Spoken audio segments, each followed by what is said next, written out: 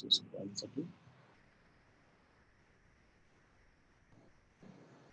Okay, great. So before going ahead, let me give you a small background of what we did in the last class. In the last class, we were exploring pandas, and so far what we have done is we have seen the basics of pandas. That is, what is pandas? How do we define the basic structures, data structures like series and data frames. Additionally, we are now uh, exploring a single data set called as the movie lens data set. And within the movie lens data set, we are looking at uh, specifically, we're not looking too much in the data. We are more interested in what pandas is doing, so that we learn the basic concepts of pandas, where we can apply it on a data set as together. So the movie lens dataset has 3 CSV files: movies, ratings, and tags. We saw how pandas can be used to read a CSV file, create a data frame, and do some operations on the data frame. Okay. So the movies data frame has the columns movie ID, title, and genres. We further looked how we can access the different locations or different rows of this dataset by different ways. So one is using ILOC, which stands for index location. So you put in the index and it gives you the index location. We read another CSV file called as tags, which has the columns user ID, movie ID, tag, and timestamp. And we figured out that basically what must have happened is this particular user would have commented on this particular, or would have tagged a particular movie ID. And this is the tag that they assigned. And we also have the time at which they had assigned it.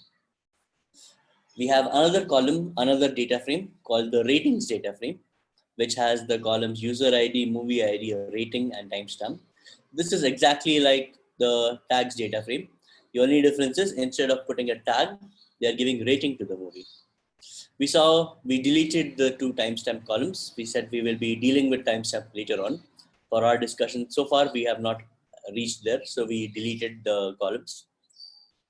And let me go ahead. We also did some basic statistics, descriptive statistics, to help us know what is the distribution of the data. So if you look at the describe function, that gives you basic statistics like count, mean, standard deviation, minimum value, first quartile, 25% quartile, 50% quartile, 75% quartile, max, and so on. We saw that we could do the describe not just on series, we could do it on the entire data frame as well.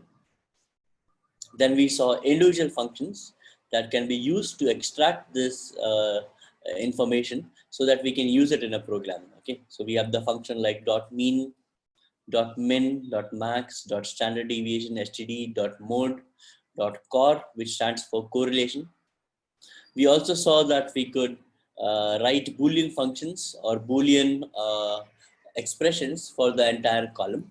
And we can use the .any function and .all function to see, to ask Boolean interesting questions from our data set to see if all are true or not, or whether any of them are true or not, and so on. We also did a very basic data cleaning. That is, we saw a data set and it had 16 missing values, and we simply removed those 16 values. And the way we did that was using the function drop NA.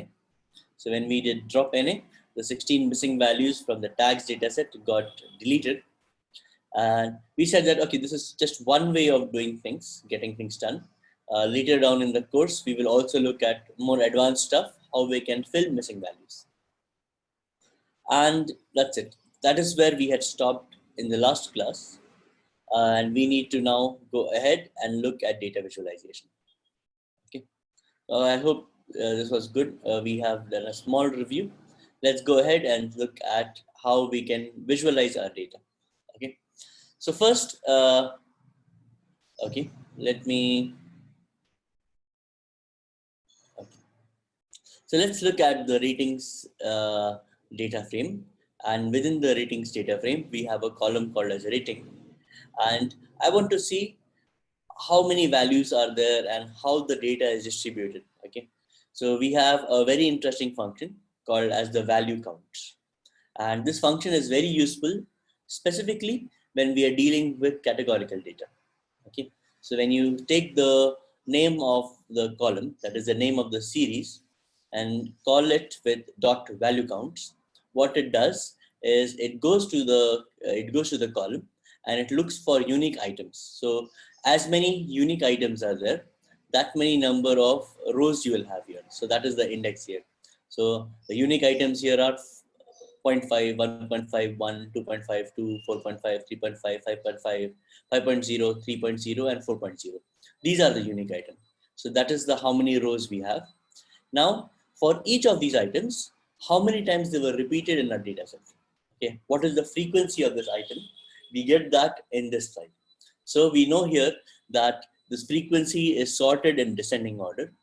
The least frequency is for 0.5, which is repeated 393 times, and the most frequency is for this 4.0, which is repeated, let me see, 66,39,000 sometimes. Okay, so the value counts helps us to find out what are the commonly used or within this data set, what are the commonly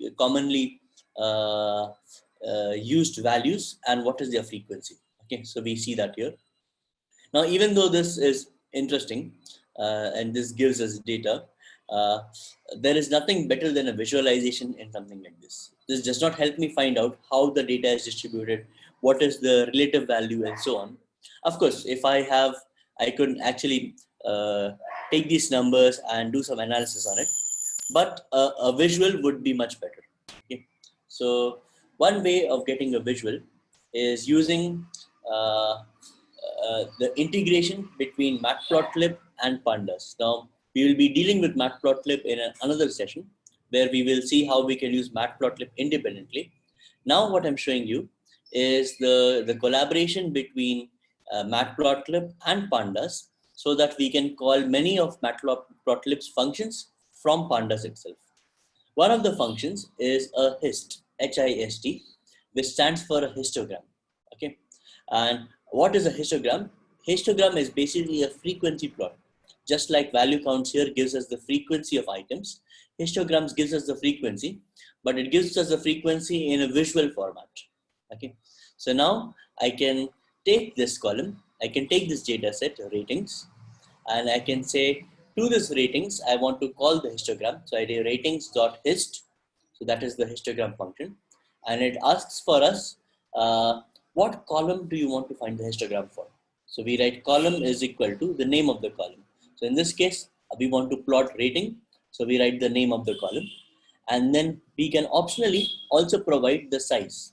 So in this case, I'm providing that I want 10 units on the horizontal and 5 units on the vertical. And that is why I get this rectangular kind of plot where you can see the width of this plot is double than the height of the plot. Okay. Additionally, whenever I'm using Matplotlib within my model, I have to write this one additional line. So especially this line comes, we have to write this line if you're using Matplotlib within Jupyter notebooks. Okay. So writing percentage Matplotlib space inline will allow Matplotlib to plot your figures or plot your what do you say? Plot your diagrams or images within Jupyter Notebook like this. Okay, so because of that we use matplotlib.inline. Okay, so now when we call the histogram for ratings, we get this plot. Yes, just give me 5 minutes. I'll be back. Okay, Nisha ma'am, just give me a 5-minute break. I'll join you shortly. Okay, sir.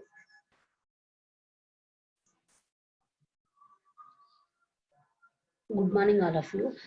మీరు ఈరోజు 2 feedback forms fill చేయాల్సి ఉంటుంది. నేను లాస్ట్లో మీకు share చేస్తాను. ఒకటి weekly feedback form, ఇంకొకటి ఈరోజు ఫీడ్బ్యాక్ ఫామ్. బట్ ఫీల్డ్స్ అన్నీ సేమ్ ఉంటాయి, కాకపోతే మీరు కంపల్సరీ ఫిల్ చేయాలన్నమాట.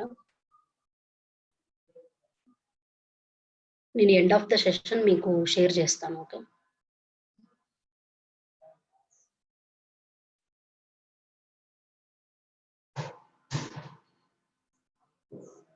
ఇంకొకటి ఏంటంటే బేసిక్ టెస్ట్ ఇంకొకటి ఈరోజు ఈవినింగ్ లోపు అప్డేట్ చేసేస్తాము.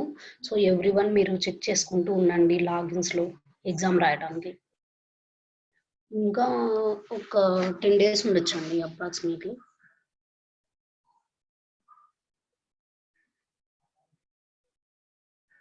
మీకు ఎగ్జామ్స్ ఎప్పటి నుంచి?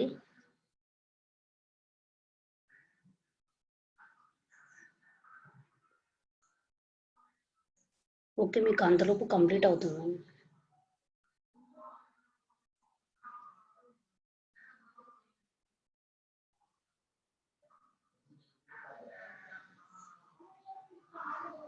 ఒక్కొక్కరు ఒక్కో విధంగా పెడుతున్నారు కదా! సో అప్రాక్సిమేట్‌గా 12థ్‌కి అలా స్టాప్ చేయాలి. మీకు ఎగ్జామ్స్ ఉన్నాయి అంటే.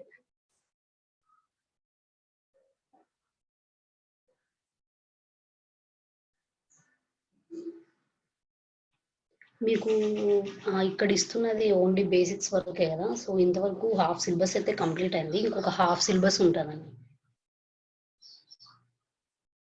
మీకు ఎగ్జామ్ వచ్చేసి కోర్స్ సిలబస్ కంప్లీట్ అవ్వంగానే ఉంటుంది. కాకపోతే ఒక డెమో ఎగ్జామ్ కూడా ఉంటది.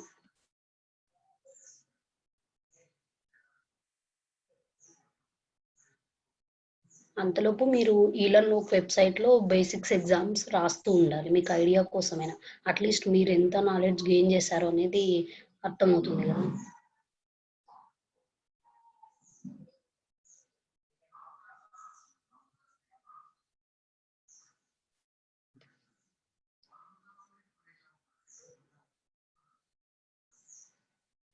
మీకు ఇంకా ఏమైనా డౌట్స్ ఉంటే ఇక్కడ ఎగ్జామ్ ప్యాటర్న్ అండి. ముందైతే మీరు గూగుల్ ఫామ్స్‌లో రాసారు కదా! సేమ్ అలానే ఉంటుంది. ఎందుకంటే మీకు మరి నెట్ ఇష్యూస్ అన్నీ ఉంటాయి కదా! సో మేము మాక్సిమం గూగుల్ ఫామ్స్‌లోనే కండక్ట్ చేయడానికి ట్రై చేస్తాం.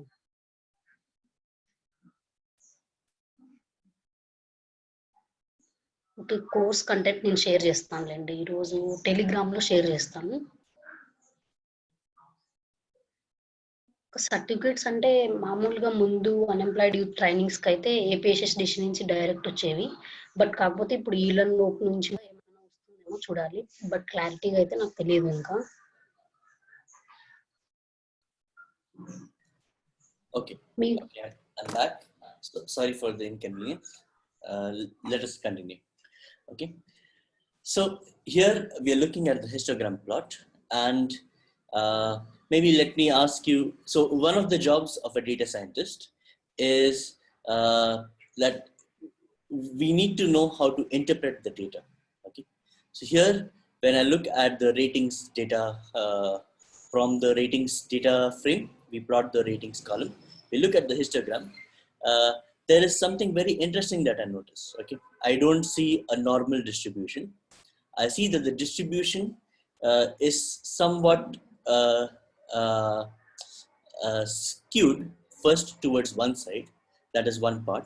Additionally, I see that there are peaks and there is a valley. Then there is a peak, there is a valley. There is a peak, there is a valley. There is a peak and there is a valley. Okay. So, and I can also notice that this first bar represents 0.5. Then we have 1, 1.52, 2.53, 3.54, 4.55. Okay. So we can see that everywhere we see these values. Can any of you try to comment within the chat? Why? What do you think, or could be the reason for this value like this? Okay. Why do you think when we plot the ratings data, we don't see maybe a normally rising and then falling, or what is the purpose of these values, and or what is the reasoning behind these values? Okay.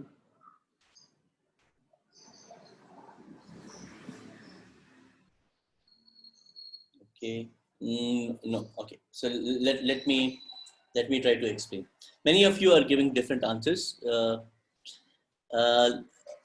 I could also try to address why your answers are not right. So first, since two of you mentioned outliers, let me say what outliers are. Outliers are basically if your data is distributed in one place and you've got few points which are separate, few points which are away from the normal. That is what we call by outliers. In this case, our options of putting ratings is very small, from 0.5 till 5. And for each of them, we have a good number. So let's say for 0.5, we now see that we have 393 points. 393 points out of, even though a big set, it cannot be outliers. So this is not what do you say? These are not abnormalities. These are actually normal points that people have given. Okay, just the values are less. So these are not outliers. Some people also said to know the spread of data. That's fine. Histogram is used to know the spread of data. But my question was, why do I see these values here? Okay, between these peaks, why do I see these values? Someone mentioned that we can see 10 cross 5, and this 10 cross 5 represents this. Actually, this 10 cross 5 has nothing to do with how the data is plotted. The 10 cross 5 just says that I will have 10 units on the horizontal axis and 5 units on the vertical axis. So it gives me the size of this plot. If I change this to 8 and 4 maybe, the plot will just become smaller, but I will have the same distribution of plot. And let me then come back to why I think that there is values here. You see, I have peaks at all integer numbers, 1, 2, 3, 4, 5. And I have valleys at all numbers which are in between. That is 0.5, 1.5, 2.5, 3.5, 4.5. I think this is human behavior. That is when someone wants to rate things, when I want to rate things or I want to give rating to a movie, it is easier for people to go with 3 or 4. And a lot lesser people will go for 3.5 unless someone wants to be really specific. For most people, this is the task of rating a movie is not a very stringent task. They do it offhandedly, and giving an integer rating like 1, 2, 3, or 5 is much easier or much natural than giving a decimal rating like 3.5 or 2.5 and so on. I think that is the reason behind why the data shows less number of points for these non-integer values. Okay. But again, that is my understanding of the data. There can be other explanations also. So if you maybe later on also, if you find some explanation, you can post it up in the chat and we can look at the data. We can look at why. Okay. So that is one thing. But the thing is, this important observation would not have been possible with just looking at the value counts of the data. Okay. This was only possible because we can now see our data. And once we can see our data, we can remove a lot of interesting things out of the data. So that is where visualization is important. This one graph that we saw is called as a histogram. Let's go ahead. We are looking at another kind of plot. It is called the box plot. And here the box plot for the column rating shows this kind of a structure. Okay. So what this structure shows, okay, so here actually some of you okay, so you're asking what is in the y-axis. The y-axis for histogram gives us frequency. Okay, so just like here, let's say this 0.5 was repeated 393,000 times. This size here, height, represents 393,000. See, the scale goes in 1 raised to 6, 1 into 10 raised to 6. Okay, that is the scale. So that is what the y-axis is. Here we are looking at a box plot, and a box plot is just a different way of representing the ratings. This also shows us distribution, and here it says that, okay, or the box plot tries to say that we have 2 outliers at 0.5 and 1, which we understand are not truly outliers. So the thing is, box plot tries to plot things based on what it understands. Let us nonetheless go ahead. It says then there is a minimum value at this point. So minimum value at 1.5. Then it says that the 25% quartile comes at 3. The 50% quartile comes at 3.5. The 75% quartile comes at 4, and the maximum value is 5. So this box here, the open and close of this box, try to tell us the interquartile range. This green line tells us the median or the mean, 50%. So that it gives us the median of the data. And this line and this line tells us the minimum value and max value. And then dots here, if they exist, tell us about outliers. Okay. So that is just another way of plotting our data, which shows us the distribution of the data. Okay. Let us go ahead. And here, what we actually want to do is we want to look at a bar plot, and we are doing preparation of the bar plot by taking out the data. Okay. What do we want to see a bar plot of? We want to see the bar plot of the different genres within tags. Okay. So how people have given tag different genres, we want to see a bar plot on this. So to prepare that data, we are starting out way up here. So let's look at the tags dataset. So if you look at the tags dataset, I'm looking at the first 6 rows. We have user ID, movie ID, and tag. We can see tags like classic, sci-fi, dark comedy, great dialogue, so bad it's good, unreliable narrators, and so on. So people have given all sorts of tags to different movies. Okay. If we, okay, so we can also, so this, the head gives us the head on the data frame. We can also do it for a single series item, a single column. So when you take tags, tag.head, we can see that we have classic, sci-fi, the same names repeated here.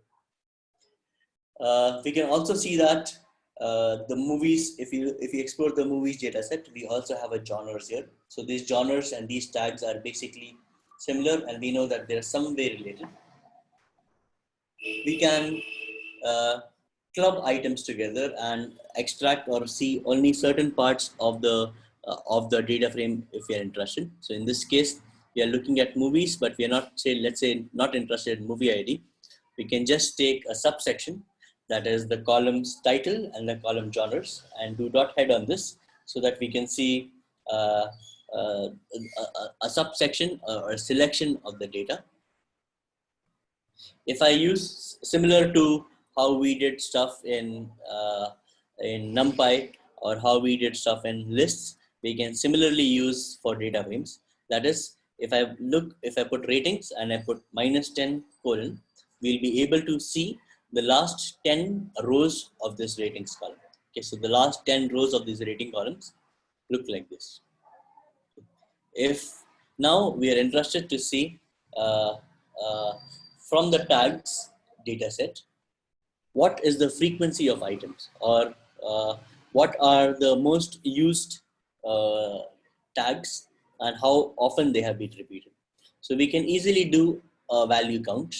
So I'm doing tags tag.value count, and I'm also loading that data into a new variable called as tags count. So when I write tags count, we can see here that the tag sci-fi is the most common tag, and from the entire data set, so out of 73,000 points, it has been repeated 8,330 times.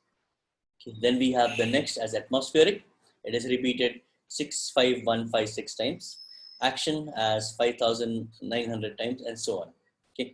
So the value count not only gives us the unique tags, but it also gives us the frequency of how many times you have repeated.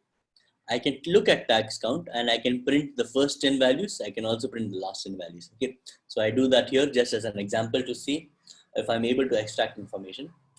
If I'm able to extract information, now better than this information of value counts, I could try a different kind of plot, like a bar plot. Okay. In this bar plot, we are doing this way. We are writing the name of the feature or name of the variable that we are trying to plot. So this variable is a pandas object.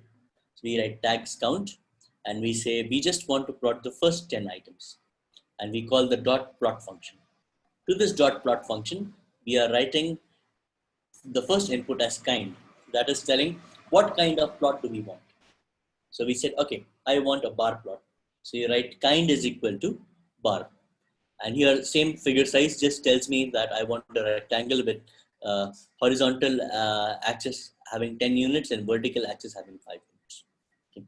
So when we do a bar plot here, we can see that the same information that we have here, sci-fi 8330, is the first value of plot. So we can see that the uh, value sci-fi has a height of 8330.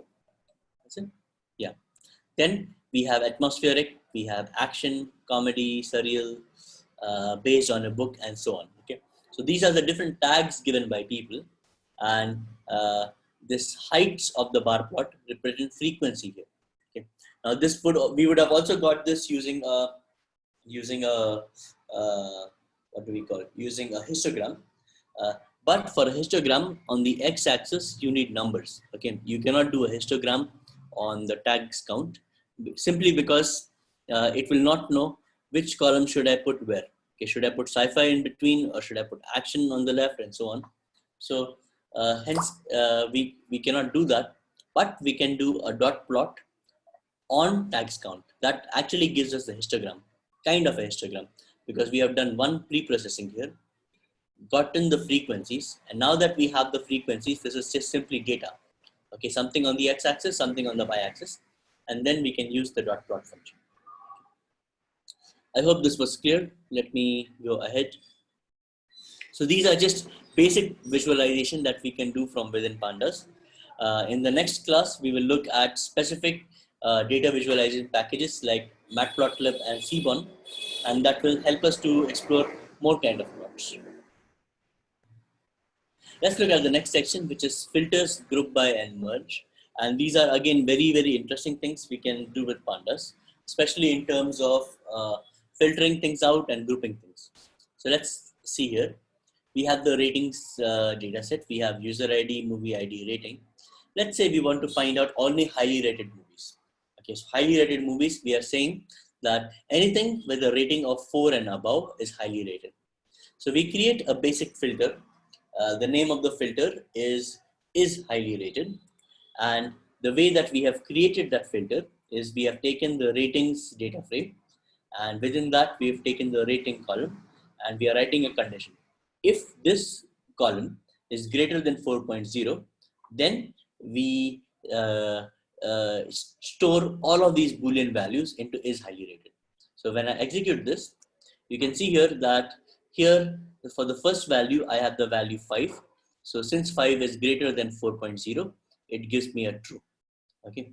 And the next value is 3.5. Since 3.5 is less than 4.0, this condition is not true. We get a false.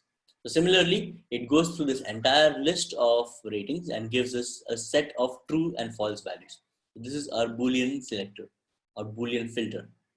Now, if I take the ratings data frame and I pass this input to this, okay. So this is a Boolean selection of my data. This will return to me the row only if there is a true inside the value.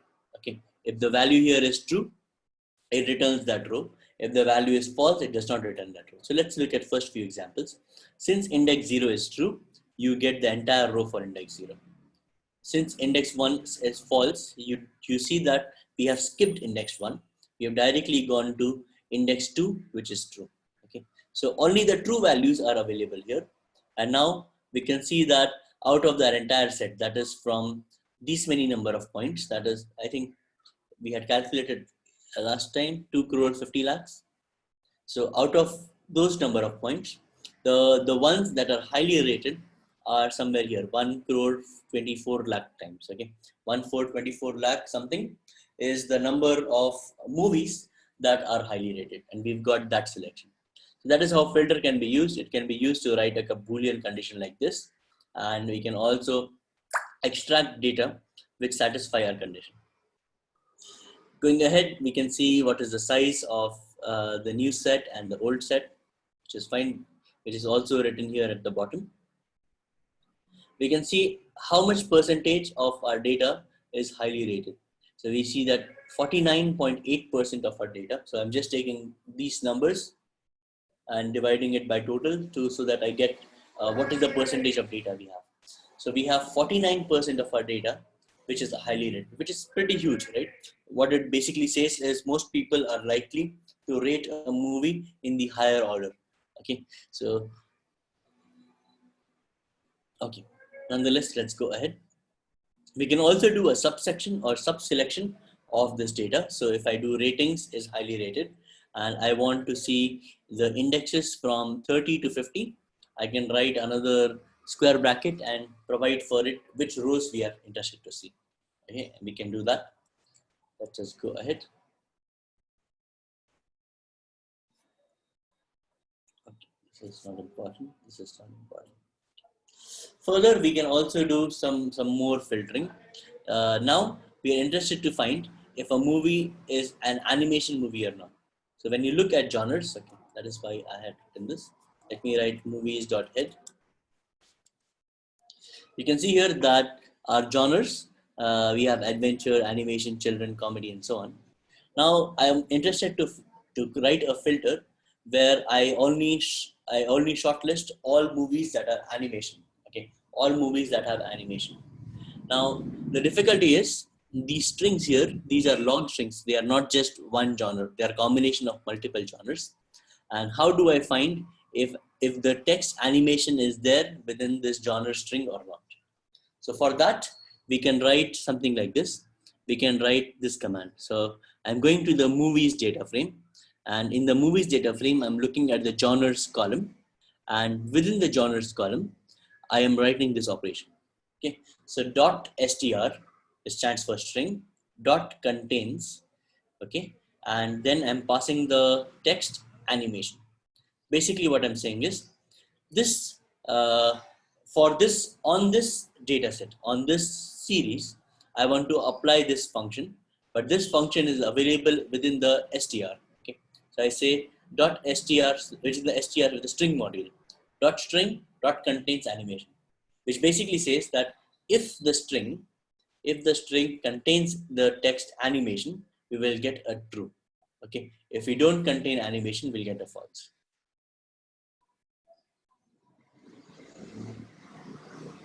Okay, someone has asked the question, is highly rated not a column of ratings table? Then how can we, okay. Yes, it is not a column.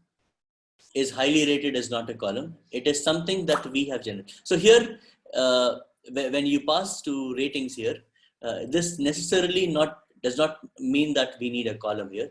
We can also have a selection.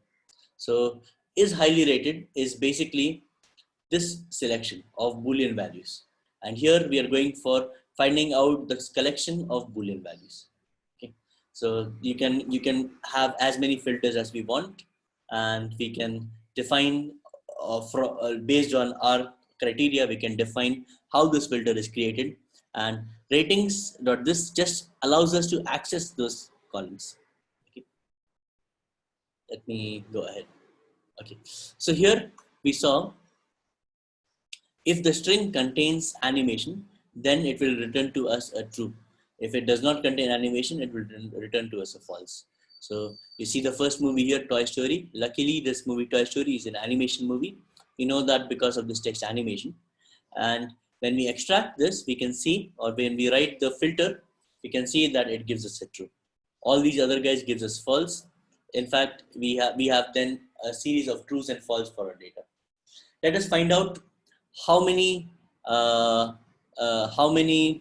movies are there which are animation. Okay, what is the percentage of movies which are animation? So let me read this. If we use this filter on movies, we can see, 1 second, I have to execute this. We can see that there are 2,939 animation movies. Okay, if I want to use this number, I can use dot shape. Now we see this is the number of animation movies. If I just want that first number, I do shape 0, these many movies. Now I want to divide it by this number. So I want to divide it by movies.shape 0. So this much percentage, let me multiply by 100 as well. So now we have 4.69% of movies that are animation. So out of all the movies, out of all the 64,000 some movies, we have 4.69% of these movies as animation. Okay, we can also then, as earlier, we can do a sub selection of this set. That is, if movies is animation, we are looking at the indexes 5 to 15 of these animation movies. So we can see all these movies: The Small Prince, Lion King, Secret Adventures of Tom Thumb. All these are animation movies. Let us go ahead. The next section we are looking at is group by and aggregate. So here we are looking at the ratings set. Let me take what the ratings data looks like. Going ahead, I want to group these items. Now, what I mean by grouping these items is I want to see the relation between multiple multiple columns. So group by is I don't know how many of you are familiar with this, but it is very familiar to pivot tables within Excel. Okay.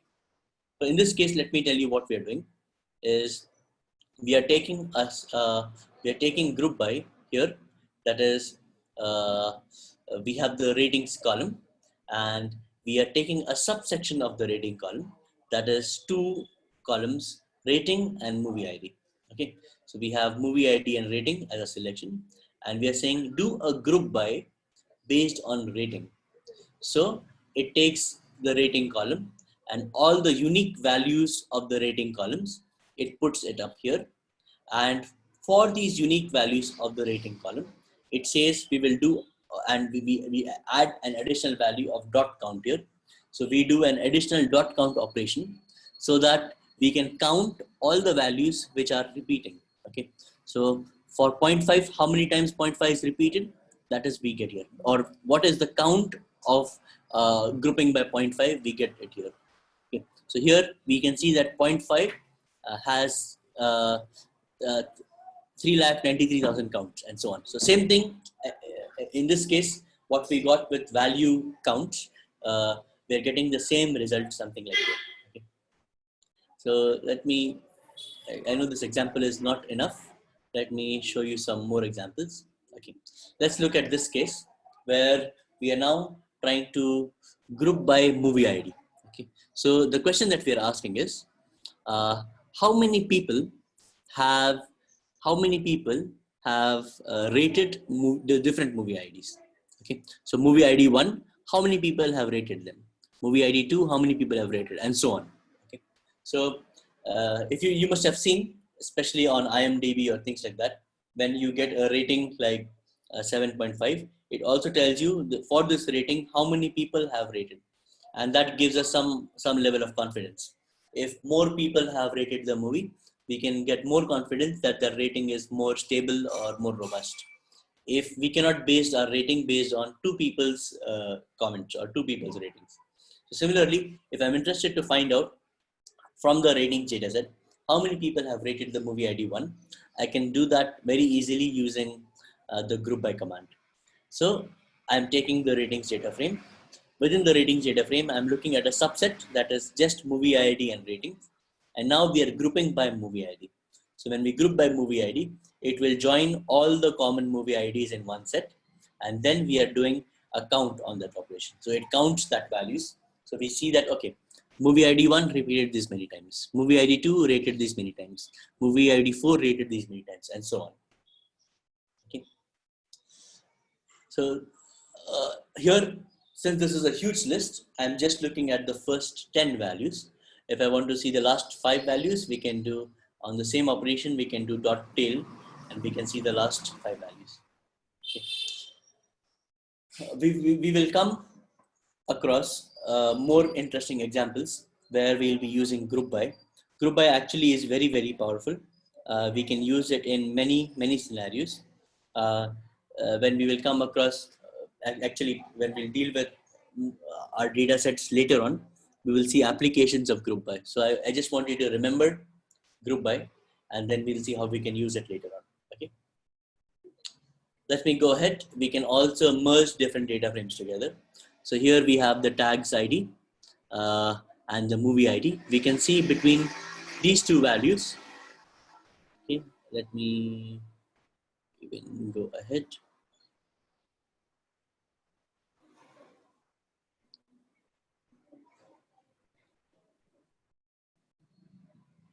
Okay, so we have the tags data frame and we have the movies data frame, we can see that in these two data frames, can you tell me which column is common between these two data frames?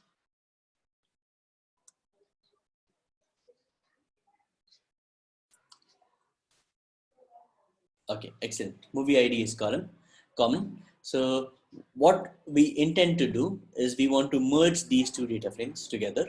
And you can see while merging these two data frames, we can use the merge on movie ID.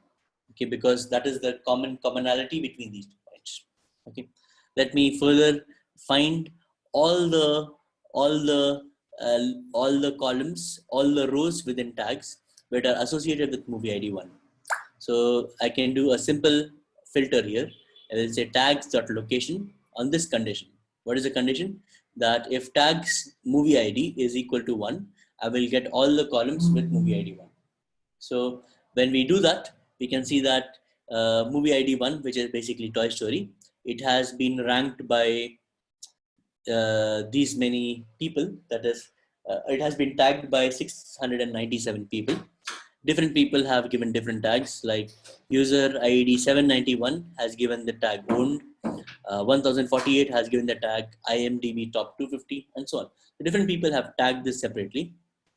If I want to merge my movies data frame along with tags data frame, I can use the pandas merge command. So I say movies.merge. So that is the first data frame. Dot merge is the function, and we are passing certain inputs to my model. Okay. Now these inputs are, the first input is tags. That is, I want to merge this with the tags data frame. And then on says what is the common point between these data. How do you want it to merge? So we want to merge it on the column movie ID, because that is the common point, or that is the common feature between tags and movie ID. Okay. Further, it asks us, how do you want to merge it? So we are doing an inner merge here. So there are within Pandas, if you are familiar with SQL, SQL also helps us to merge different data frames, merge different databases, and we can merge it in several ways, like inner, outer, I think then there is left inner, right inner, left outer, right outer. And basically it is once I'm trying to merge these two, what do I do when I have a row which corresponds here but does not correspond on the movie ID? And what do I do when I have a row on movies ID and I don't have a corresponding row on tags ID? So in those cases, how do we take a decision? When both are available, it is fine. So inner basically says that when both are available, I want only those rows in which this merge is possible. If one of those data are missing, that is, I don't have a corresponding row, then I will not return those values. That is what inner tells us. Okay. If you want to know a bit more, you can just search on Google. You can just search on Google, what do you mean by the different joins on multiple data sets? Okay. So that is not our purpose here. So anyways, going ahead, when we merge these two data frames, movies and tags, on the movie ID, we see this combined answer. Okay, let me execute this. We see this combined answer, and for this combined answer, you see what has happened. We have the columns movie ID, title, genres, user ID, and tag. So from the movies data set, we had titles and genres. So we have that title and genres, but we have additional two columns, user ID and tag. So while merging these two together, it saw that movie ID 1, it has only one entry in the movies data frame, but now it has created multiple entries on the merged data frame.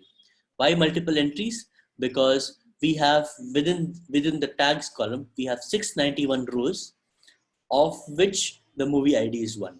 So it repeats this 691 times. Title and genres don't change, they are repeated as it is. And user ID and tag are getting changed as per this information here. So the first you see, we have user ID of 791 with the tag of owned, 1048 with the tag of IMDb top 50 to top 250, and that is the values that we have here. Okay. Okay. If we look at the size now, we see tags.shape. Tags.shape has a size of these values. Movies.shape has this values. And if you look t.shape, t.shape is the merged column that we merged data frame that we made now. In that merged data frame, we have the bigger one. Okay, we have tags set. Why? Because what basically this means is when we did an inner join, there are all values of movies present, so we don't have any missing values. That is what we had seen earlier as well, and not just missing values for each of these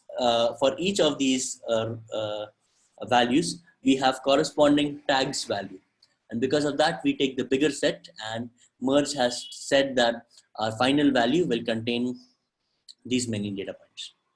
If we look at, since we know that 697 rows will be for 1, we can quickly verify that.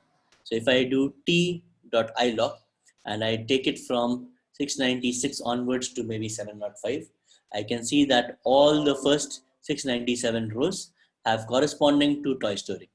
Okay, and let me execute this. Have corresponding to Toy Story, and only the 697th starts with the second movie, which is Jumanji, which is again be repeated multiple number of times depending upon how many values do we have within the tags data frame. Okay, so this is just a simple example of how we can merge multiple data sets together. Okay, let's go ahead. Now we can combine these concepts of filtering, of aggregating, of merging together so that we can get some interesting data, okay, or interesting concepts. So here we are doing ratings.location and ratings movie ID 1. So we have found all the ratings with movie ID 1. Let us try to merge ratings and movie together. Okay, so let me go down. First, let me tell you the purpose of doing this, and then we'll go back and do this. So what we want is, we already have the movies data frame. We are interested for each movie, what is the average rating? Okay, what is the average rating and based on how many samples? Now, we did not have that information. Okay, in the original movies data, we did not have that information. But we know that that information is available within the ratings. Okay, maybe not in the direct form, but there is some combination of that. And we want to join movies and these ratings so that I have the average ratings and the number of samples. To do this task, we are writing these pieces of code. So let me go back to combine. Okay, here. So first we are doing a ratings.groupby with respect to movie ID, and we'll find the mean value. Okay, so basically we are saying that if I take ratings and I group based on movie ID. So for the ratings column, based on right now we have so many rows. That is, we have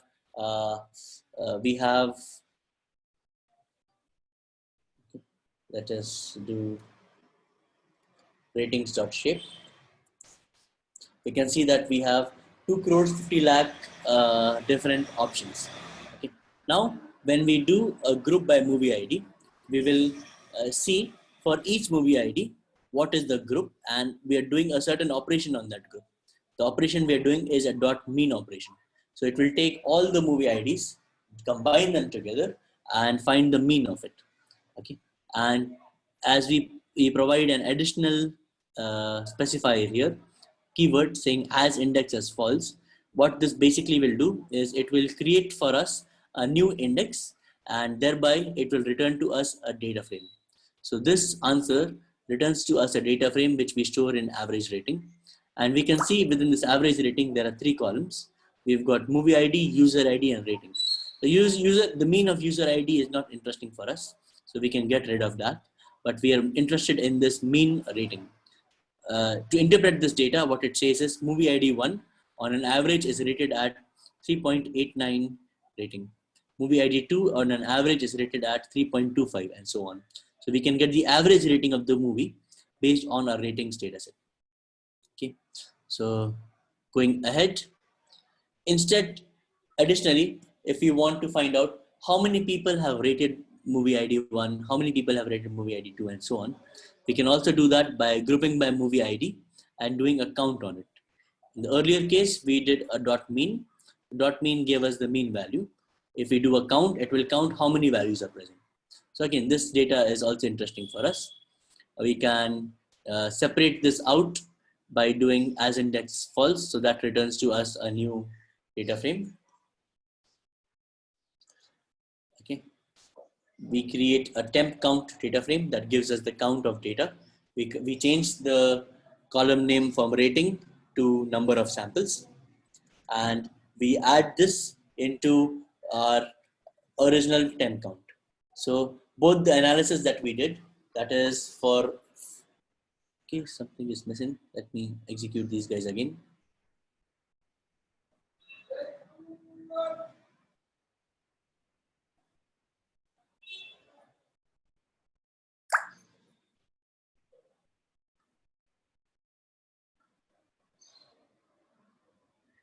Okay.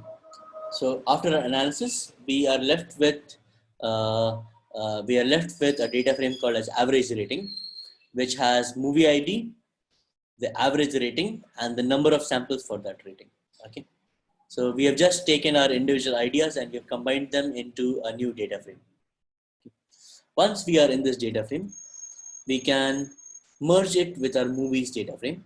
So we are merging it again, same like earlier, we are merging it on movie ID and we are doing an inner merge. And after we do that, we can see that along with our movie columns, we have additional two columns called as ratings and number of samples, which we have taken or which we have processed from a different data frame and then joined it here. Okay. So this is interesting. Let's go ahead. We can also do some kind of filtering. That is, if we know is highly rated. So this is something that we had done earlier. Within the box office data frame, is it a highly rated movie? We can execute that and we can see that now we have only the list of highly rated movies which have an average rating greater than 4. How many movies are there? We have 4,697 such movies.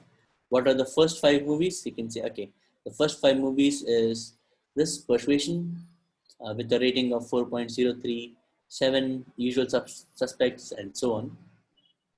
We can also go ahead and find out from these movies which are comedy movies. So we are writing a new filter called as is comedy, and we say, okay, all these movies are is comedy. We can also combine multiple things together. So we are combining highly rated movies and is comedy by doing something like this. We're saying box office, if the Boolean value is comedy is true, and if the Boolean value is highly rated is true, we will get these answers. So basically what we are doing is we are shortlisting only highly rated comedy movies. Okay. So these are highly rated comedy movies. How many of them are there? So we can just do a dot shape on this. And we can see that there are 1004 highly rated comedy movies within our dataset. Okay, let me finish this one last topic so that we'll end Pandas. So parsing timestamps. So earlier in our discussion, we had deleted the timestamp, and now we are, I reload that data from the CSV so that we have timestamp now. And what this timestamp represents is basically, this timestamp represents the number of seconds that has passed from midnight of 1st January 1970 in the UTC time frame. Okay, in the UTC way of calculation. Okay, from coordinated universal time from 1st January 1970, how many seconds have passed? And that is what this timestamp number represents. And this is a very common way of doing timestamps. Most websites use it this way. The problem is, it is very difficult for us to see what was the date and time which this happened. Okay. So we have to convert this into something that is more meaningful to humans. Okay, more meaningful for us to understand. Luckily, for doing that, we have a pandas function called as toDateTime, which accepts timestamp as input. And when we say that the unit is seconds, it will convert for us into the right date and time and return to us. So here we are calling the toDateTime function, on the column timestamp, and whatever it returns, we will fetch or we'll capture that into a new column called as past time. So under tags, we have a column past time, which will be filled with this values. Let me execute this. Okay. And now when we look at, let's say, our first 5 rows, we can see that this timestamp 1439472355 basically translates to 13th August 2015 at 1:25:55 in the daytime. Okay, 13th August 2015, and this is the time at which we see. Okay. Just 1 second.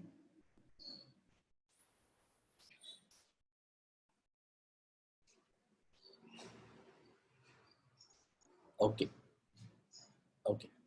So that is our parsed time that gives us our conversion from this to this. Now that we have our data within, which is converted as such, we can do some interesting things. So we are trying to see what are the tags which have been given after this date, that is from 1st February 2015 onwards. What are the tags? So we can now do a selection on that. And once we do a selection on that, we can see that our selected rows are less values. We can shortlist them. We can also see what our values are. So all of these values will be greater than this date, that is 1st Feb 2015. We can additionally sort our column based on these values also. Okay, so we are taking tags data frame and we are sorting it based by past time, and we are putting ascending is equal to true. So when we do that, we will see we will see our data is now sorted date wise. So we can see the first example of this when we captured the data was on 24th December 2005 at 1 a.m. according to UTC time. Okay, so what this basically means is my guess is this is the time the website must have launched, and this user ID was the first user ID to write the times to put a tag on this movie. Okay, so interestingly, this is what the data represents. We can also, once we have things like this, we have our time, we can ask interesting questions of the data set. So a few interesting questions that we can ask is, are the movie ratings related to the year of launch? Okay, does the movie rating have something to do with the year of launch? Can we see a pattern in the year of launch and the ratings of the movie? Or do some years look better for the box office?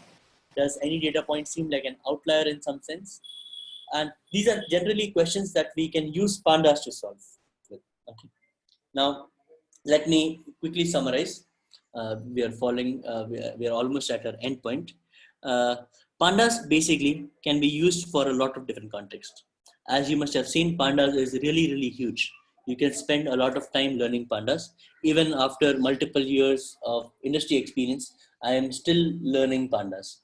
Okay, it's a huge data, it's a huge package, and there are many interesting things. What we must do when we come across something like this is we must focus on the basics. Okay, as much as we understand the basics well, we'll be able to use those tools well. Okay, so in this example, when teaching you pandas, I have focused on showing what are the most commonly used items within pandas. Okay, and that will help us to at least not get bogged down when we come across a data set, and we can start exploring that data set based on what we understand. And over a period of time, as you do more and more and more practice on pandas, you will get exposed to more features of pandas that we can use. Okay, again, let me remind you, our intention of studying here is not to become an expert at pandas.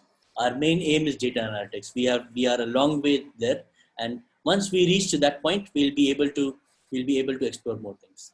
Okay. What are the formats we can read data from files in data science? So there are many formats. We saw CSV files. You can read in Excel. You can read in very specific formats like HDF5 and so on, which are hashed data sets and so on. We can read from databases. You can read from Access databases, SQL databases, and different ways. Okay, so there's a huge opportunity there, but we will, throughout our discussion within our classes, we will limit our limit our files to CSV files, and only then I would leave that for an advanced topic to read from somewhere else. Okay. So with this, let me stop for today. Tomorrow's class, we will focus on the different visualization softwares like Matplotlib and Seaborn. Okay. Okay. Thank you. We'll stop here. Nija ma'am, I'll exit now. Okay.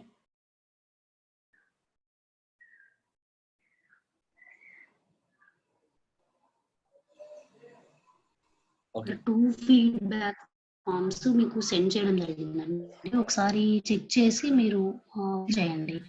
2 feedback form compulsory fill చేయాలి.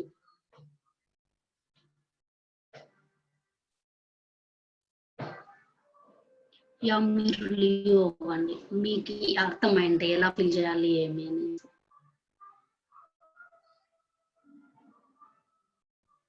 నేను ఇంకొకసారి మీకు టెలిగ్రామ్‌లో కూడా share చేస్తాను.